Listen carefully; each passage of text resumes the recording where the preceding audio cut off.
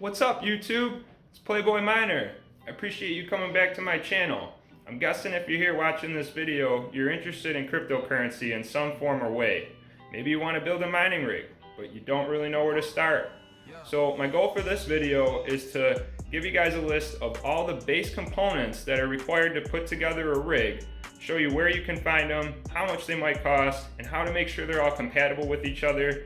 And to save some time on this video, I'll probably make a second part where I go over a list of all the video cards that I recommend, how much they are, where to find them, and how much hash rate they give. So with all that said, let's dive into the video and talk about some computer parts.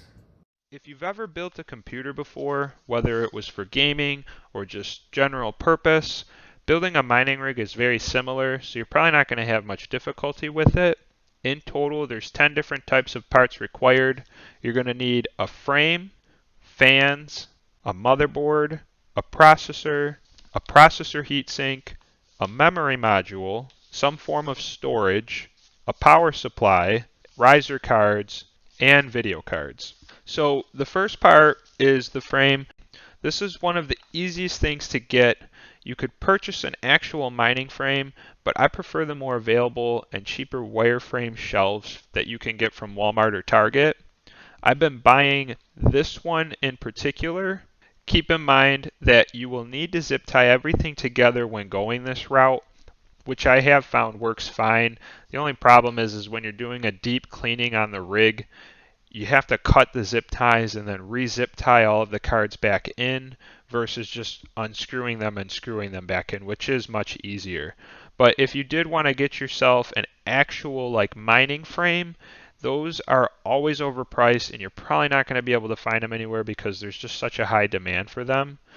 The frame is something that I always buy new since you can get it so cheap at a local store.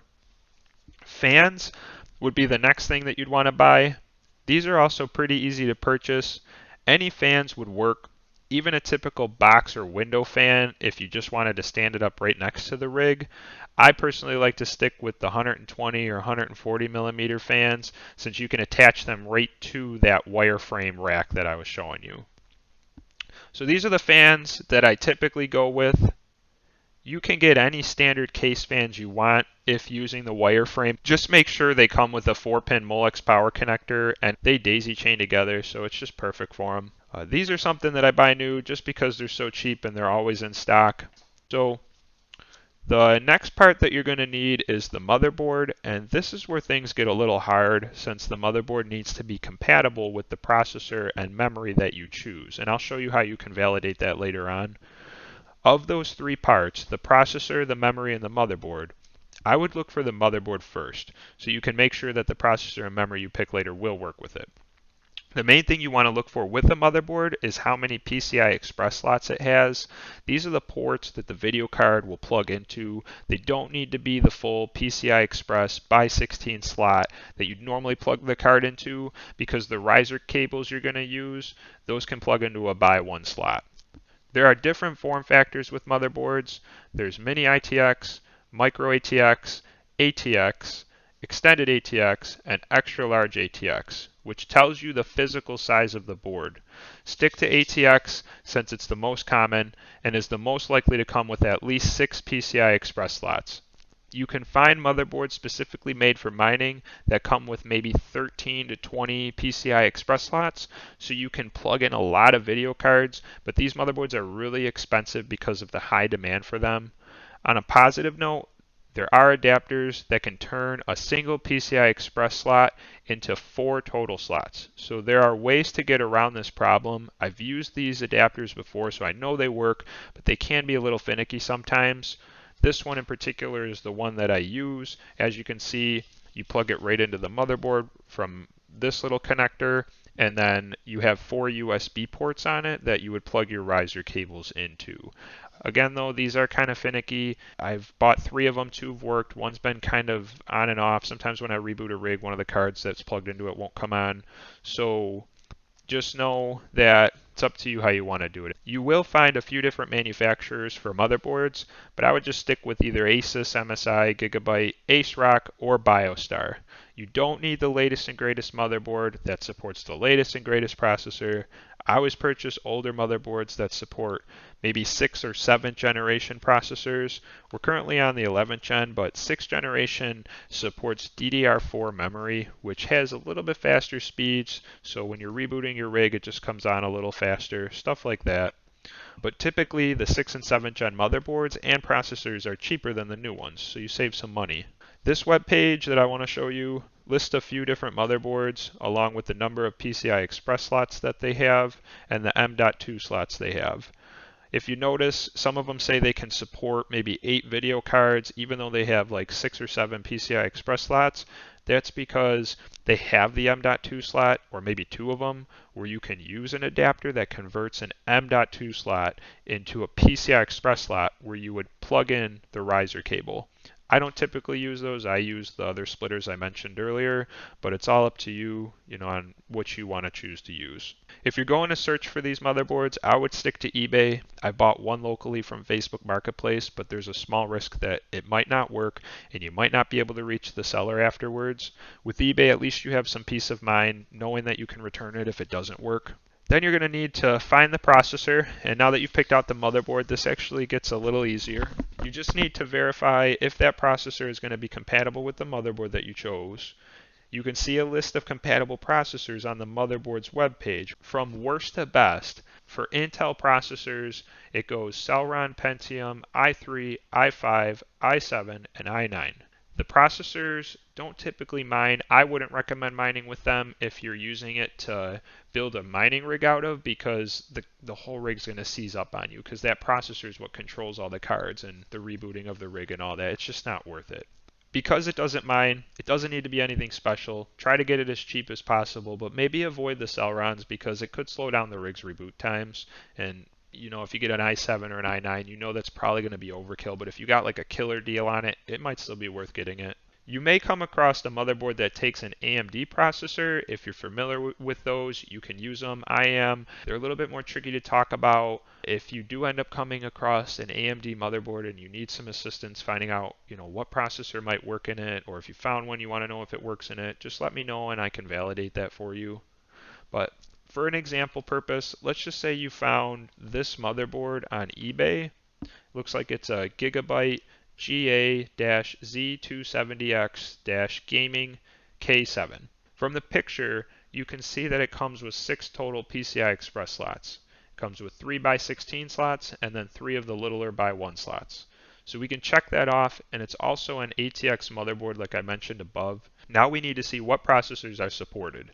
So in order to do that, what you're going to want to do is just copy the name of the motherboard, and you're going to Google search it to find it on Gigabyte's website.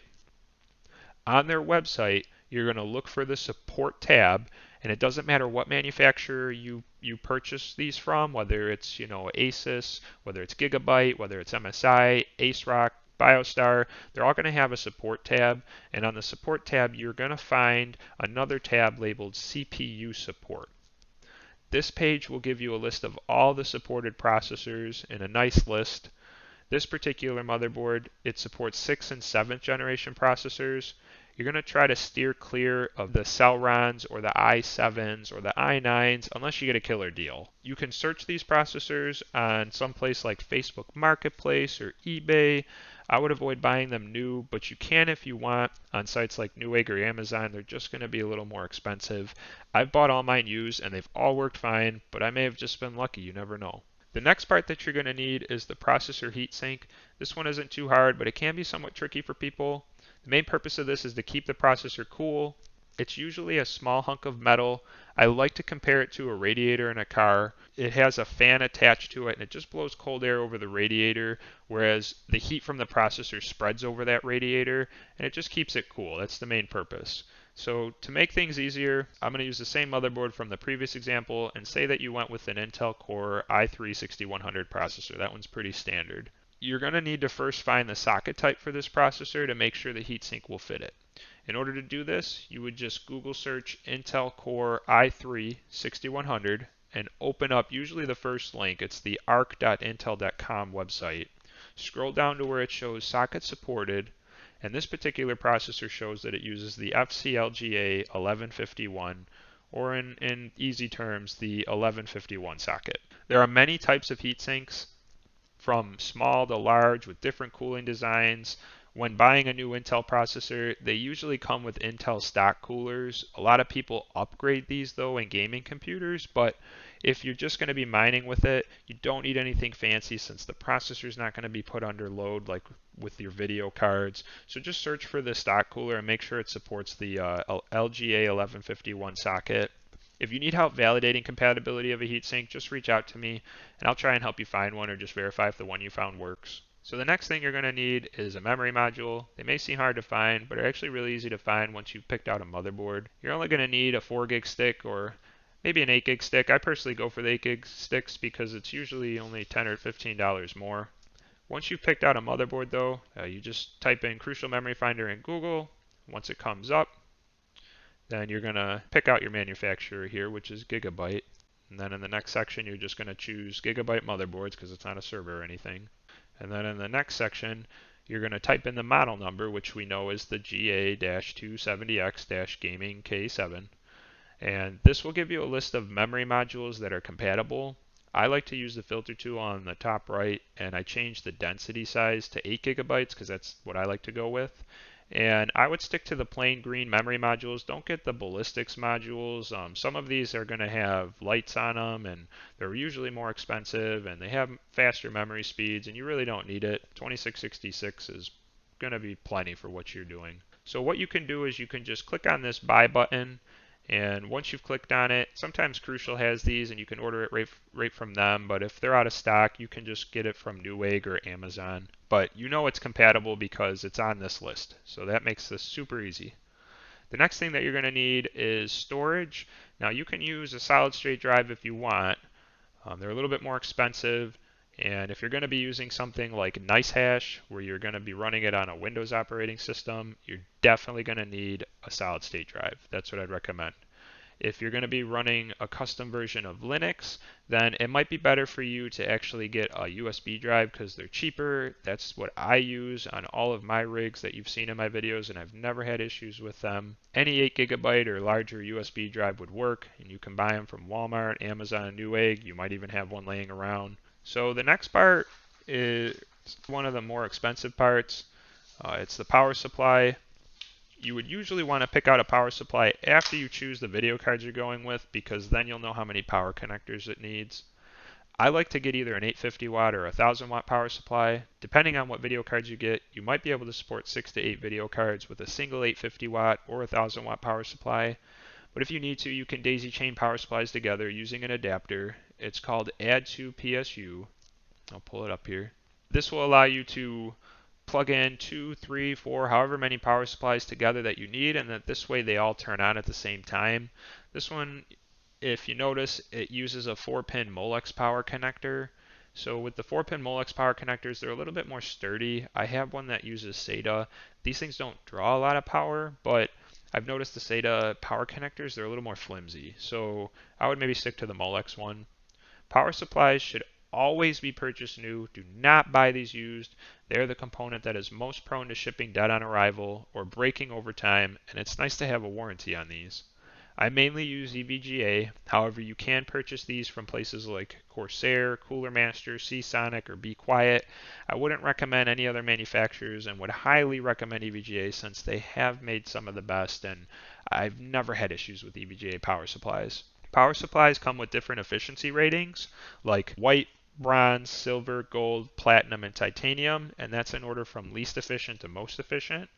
The more efficient the power supply is, the less electricity that gets wasted, and it saves you some money on your electric bill over time.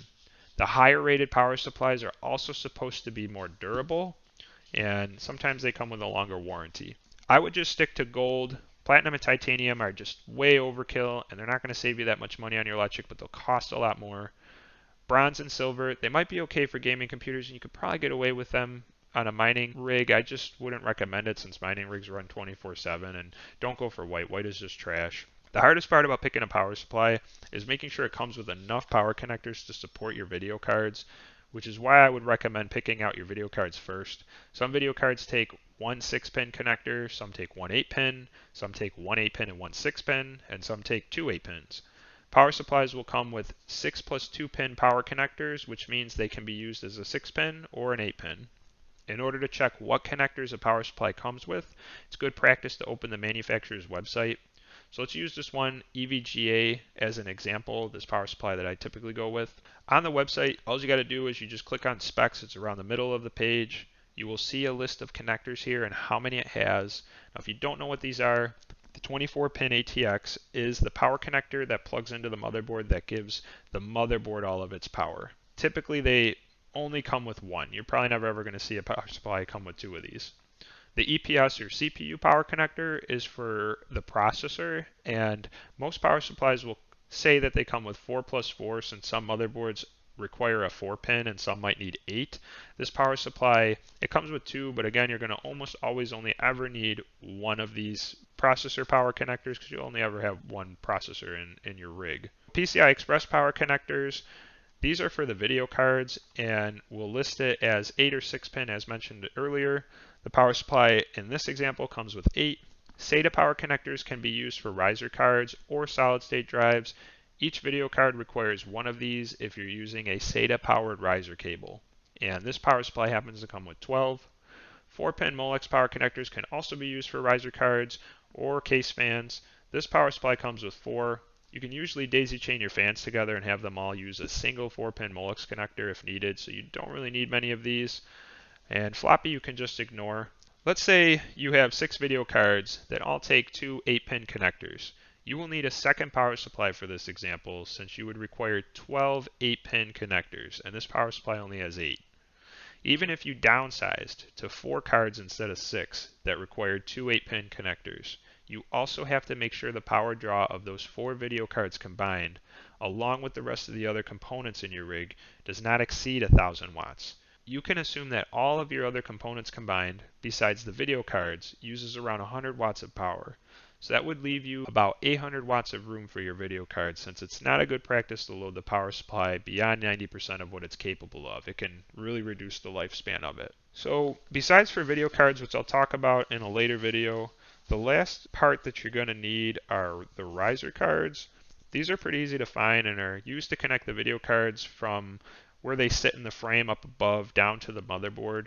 I usually like to buy these on Amazon or eBay, and I like to get them in 6-packs since they're cheaper. Here is an example of a 6-pack I would usually purchase. These ones are branded U-Bit, and from what I've read online, they're some of the better ones. The main problem with these is sometimes finding them in stock. If you go with off-brand ones and stuff, they're going to take forever to ship since a lot of them come from China.